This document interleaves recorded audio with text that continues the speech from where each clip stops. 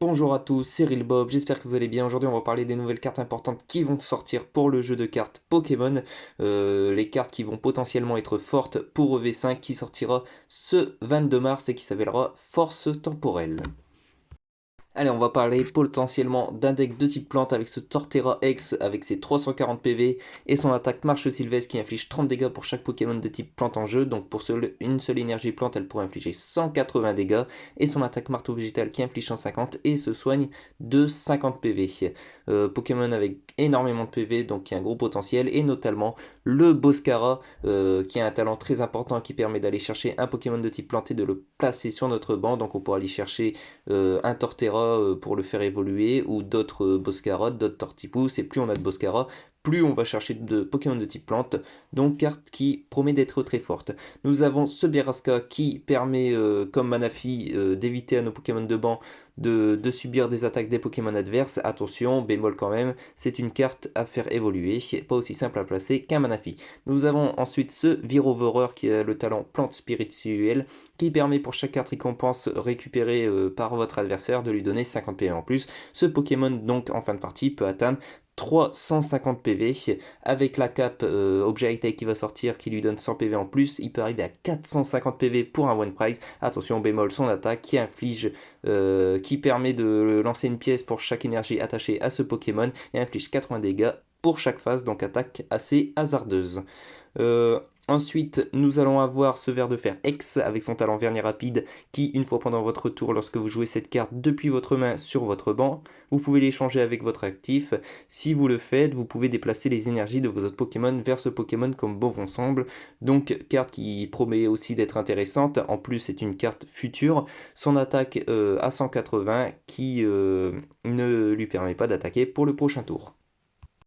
Ensuite, nous avons fait l'Inferno X et ses 320 PV qui a le talent Jeu Pressé, semblable à celui du talent de Draco Furadieu de Pokémon Go, qui permet de réduire ici les attaques de ce Pokémon par 1 pour chaque Pokémon de banc de votre adversaire, sachant qu'il y a quand même beaucoup de decks où il y a le banc qui est plein. Donc cette attaque Explosion Flamboyante qui est en plus réutilisable à chaque tour et infligeant 242 dégâts et en plus qui brûle l'adversaire peut être facilement utilisable à 2 ou 3 énergies. Pokémon qui va être très intéressant. Nous avons ensuite Farigiraf X, Pokémon qui a un talent semblable à celui de Mimikyu, mais qui protège pas les attaques des Pokémon V, donc qui peut être très fort par la suite. Son attaque Rayon Abject qui inflige 160 dégâts et 30 dégâts à un Pokémon de banc s'avère aussi être intéressant. Pokémon à 260 PV, donc pour moi qui a quand même du potentiel. Attention tout de même, il se fait one-shot par l'attaque percée frénétique de Rugilune, puisque ça n'enlève pas, puisque ce n'est pas une attaque qui fait des dégâts. Ensuite, nous allons parler un petit peu de Ectoplasma X.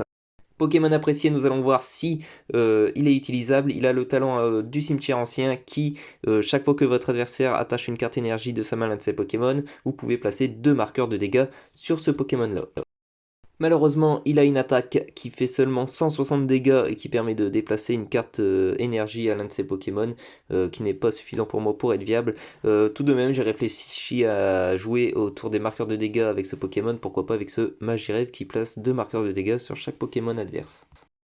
Allez, on passe à un One Prize qui s'avère être très intéressant avec ce Alligator et son talent Cœur Torrent, enfin je l'ai traduit à peu près comme ça. Durant votre tour, vous pouvez placer 5 marqueurs de dégâts sur ce Pokémon, donc il arriverait à 130 PV. Et si vous avez fait cela, la prochaine attaque de ce Pokémon inflige 120 dégâts supplémentaires, sachant que l'attaque inflige 160, donc l'attaque pourrait infliger 280 dégâts pour un One Prize, carte qui s'avère d'être très intéressante pour les decks de type O, tels que peut-être Baojian, pourquoi pas, à rentrer dedans.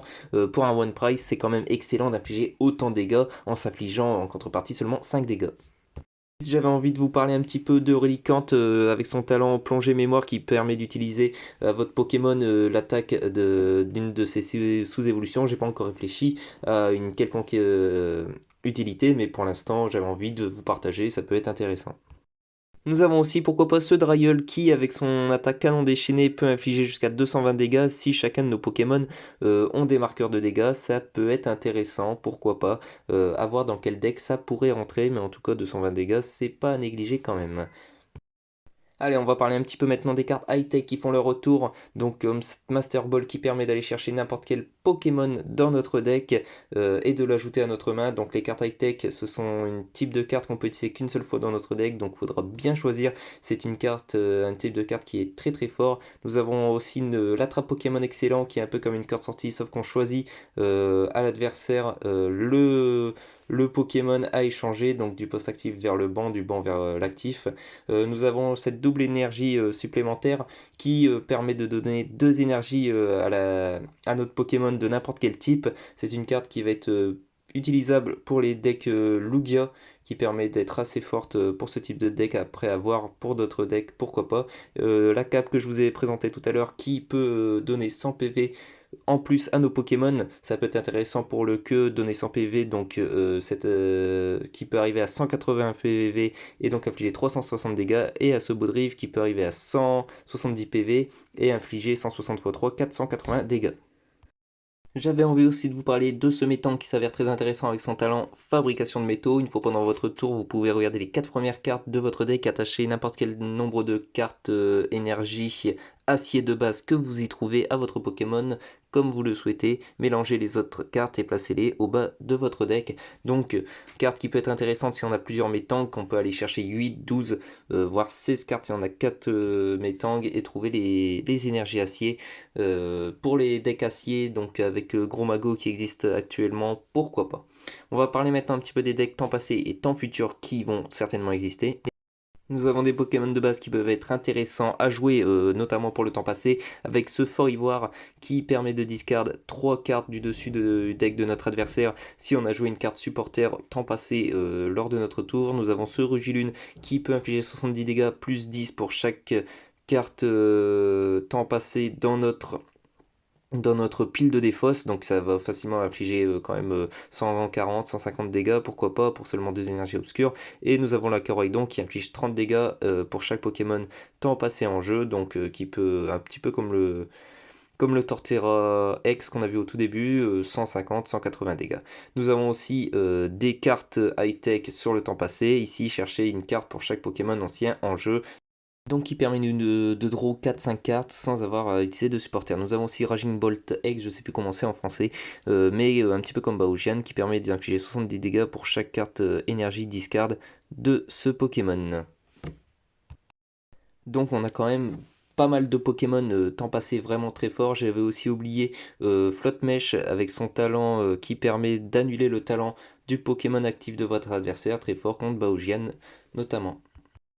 Allez, on va passer un petit peu au Pokémon futur avec ce Miraidon, son attaque accélération maximale qui inflige 40 dégâts et puis qui permet d'aller chercher 2 cartes énergie de base et l'attacher à vos Pokémon temps futur comme nous le souhaitons. Et son attaque frappe étincelante à 160 dégâts qui promet d'être pas trop mal. Donc un premier Pokémon futur qui s'annonce bien, mais nous avons surtout ce chef de fer X qui, grâce à son talent Ordre Cobalt, permet à vos Pokémon futurs, sauf chef de fer X, d'infliger 20 dégâts en plus.